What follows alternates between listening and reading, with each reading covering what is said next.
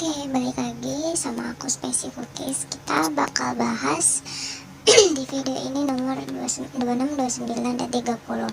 Nah, untuk nomor 27, 28 itu ada di video terpisah. Soalnya itu caranya panjang banget dan aku rasa kalau misalnya digabung 26, 27, 28, 29, 30 itu bakal lama banget durasinya. Jadi ya akan aku pisah nomor 27, 28. Jadi untuk sekarang 26, 29, dan 30. Oke, ini nomor 26. Untuk nomor 26 ini lanjutan dari yang diketahui itu lanjutan dari soal sebelumnya ya. Nah, ini laporan keuangannya neraca. Dan nomor 26 itu setelah ada proses audit ditemukan adanya kesalahan pencatatan pada inventaris yang menyebabkan nilai retained earnings-nya itu berlebih. Nah, dan setelah dikoreksi inventaris itu menjadi 15.000. Jadi kan kita bisa lihat di sini tadinya itu 25. Terus pas di nomor 26 itu diketahui jadi 15.000. Nah, apabila tidak ada perubahan selain pada inventaris dan retained earnings, berapakah selisih antara ROE sebelum dan sesudah dilakukan koreksi? Oke, jadi selisihnya ya.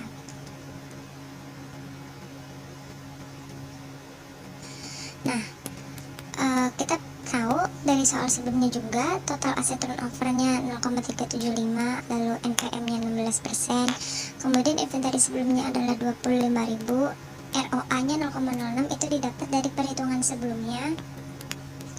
Kemudian net income-nya 14.520, total equity, nah total ekuitasnya itu 75.000 plus 64 itu didapat dari yang di neraca dijumlahin jadinya 139.000.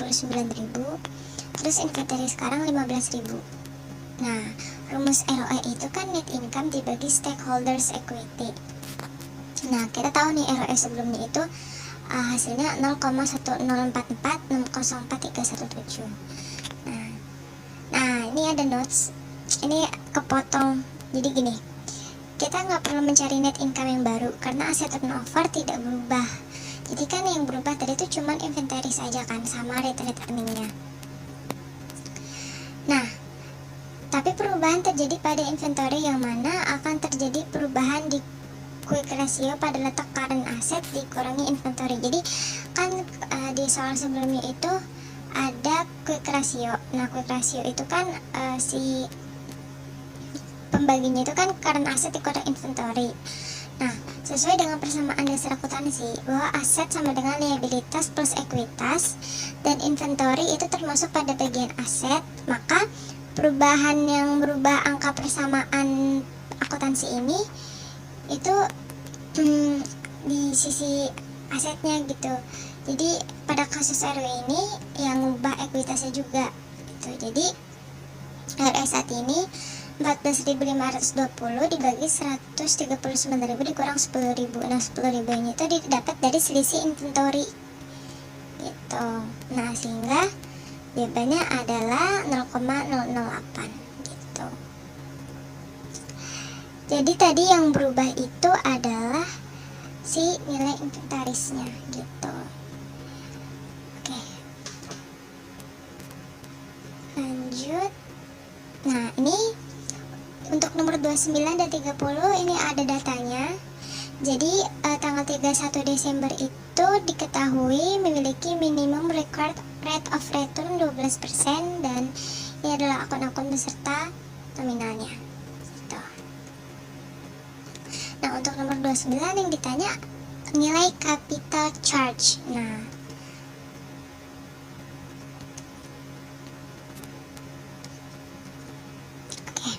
ini yang diketahui tetap ada biar nggak bingung ngerjainnya. Jadi gini, residual ini kita pakai rumus residual income karena kita menjadi capital charge untuk nomor 29.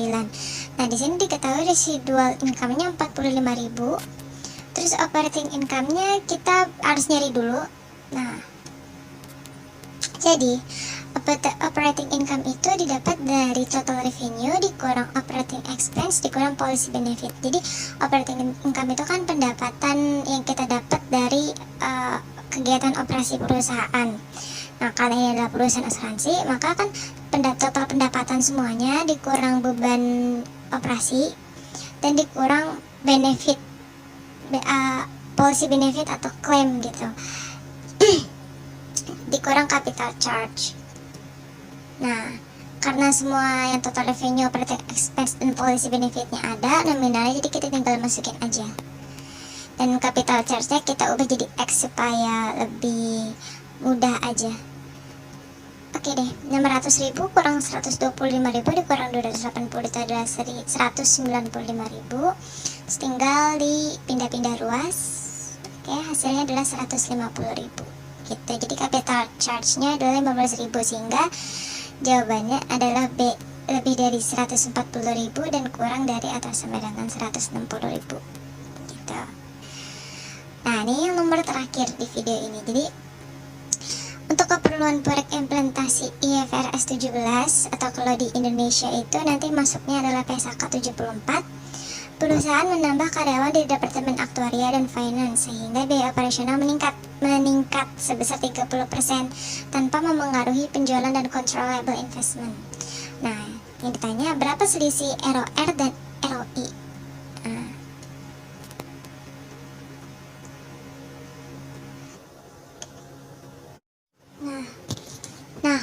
Kita sekarang mencari return on revenue-nya dulu.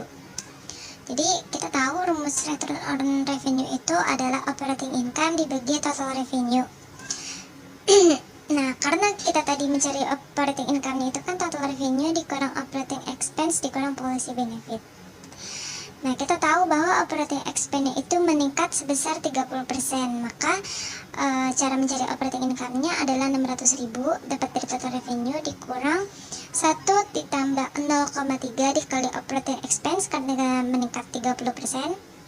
Dan dikurang policy benefit 280.000. Nah, total revenue-nya itu 600.000. Nah, karena operating expense-nya itu adalah 125.000, maka hasilnya adalah 600.000 dikurang 162.500 dikurang 280.000 dibagi 600.000. Hasilnya adalah 0,2625. Jadi return on revenue-nya 0,2625. Kemudian kita mencari controllable investment karena kita mencari ROI-nya kan. Nah, kita pakai dari residual income. Jadi residual income itu rumusnya ada operating income dikurang minimum required of return tadi sama yang sebelumnya.